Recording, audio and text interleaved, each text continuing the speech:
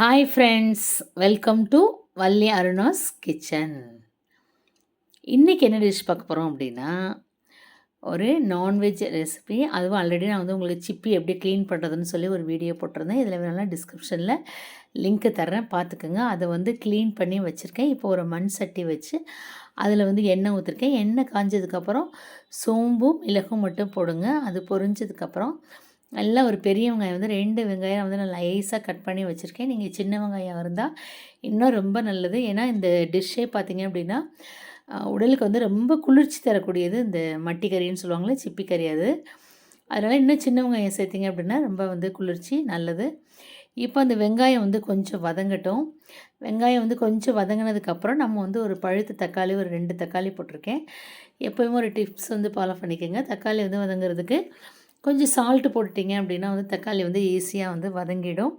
கொஞ்சம் மஞ்சத்தூளும் சால்ட்டும் போட்டு இது வந்து வதங்கட்டும். இந்த சிப்பி கறி பார்த்திங்கன்னா ரொம்ப ரேர் தான். அதாவது கடல் ஓரமாக வந்து அந்த மீனவர் ஏரியான்னு சொல்லுவாங்க இல்லையா, அவங்களுக்கு வந்து அடிக்கடி கிடைக்கும். அந்த கடற்கரையில் வந்து ஓரமாக வந்து ஒடியாரும். அதை இப்போ நம்ம வந்து என்ன செய்யணும், டக்கு டக்குன்னு வந்து பிடிச்சி இதை வந்து சேல் பண்ணுவாங்க.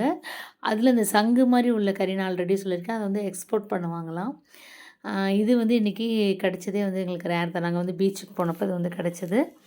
இப்போ நல்லா வெங்காயம் தக்காளி எல்லாம் வதங்கிடுச்சு. வதங்கினதுக்கப்புறம் உங்களுக்கு காரத்துக்கு தேவையான அளவு மிளகாய் தூள் போட்டிருக்கேங்க. மஞ்சத்தூள் மிளகாய் தூளும் நான் வந்து இன்றைக்கி ரெண்டும், அதாவது மல்லியும் மிளகாயும் கலந்த பொடி தான் வந்து போட்டிருக்கேன். எல்லாத்துக்குமே நான் அதான் யூஸ் பண்ணுறேன்.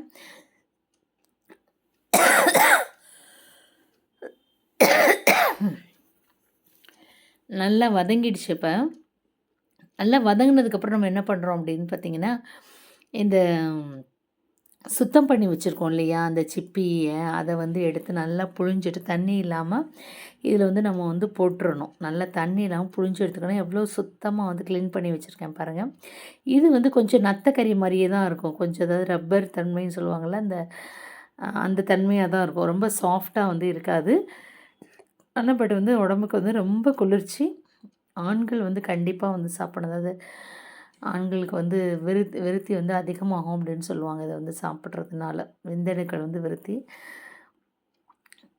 வந்து ரொம்ப. இப்போ பாருங்கள் நல்லா வதக்கிட்டு கொஞ்சம் நீங்கள் வேணும்னா ஒரு 1/4 டம்ளர் தண்ணி விட்டு மூடி வைக்கலாம். நான் வந்து இன்றைக்கி அதுலேயே வந்து தண்ணி விட்டுருன்னு சொல்லிட்டு சும்மா மூடி வச்சு ஒரு 10 மினிட்ஸ் கழித்து நம்ம ஊற்றுற எண்ணெயெல்லாம் வந்து நல்லா பிரிஞ்சு வரும் பாருங்கள். அந்தளவுக்கு இருக்கட்டும்னு சொல்லிட்டு இப்போ நம்ம எல்லாம் சேர்த்து கிண்டி விட்டுட்டு லைட்டாக மூடி வச்சுட்டேன். ஒரு 10 மினிட்ஸ் கழித்து வந்து எடுத்து பார்க்கணும். இப்போ பாருங்கள் அந்த எண்ணெயெல்லாம் விட்டுருக்கு பார்த்தீங்களா, எண்ணெயெல்லாம் விட்டு சூப்பராக வந்து இந்த சிப்பி கறி வந்து ரெடி ஆகிடுச்சு. இது வந்து நம்ம எடுத்து என்ன ரச சாதமோ இல்லை சாம்பார் சாதம் இல்லை தயிர் சாதம் இல்லை நீங்கள் இட்லி தோசை சப்பாத்தியோட கூட வச்சு இதை வந்து சாப்பிட்லாம். அவ்வளோ நல்லது.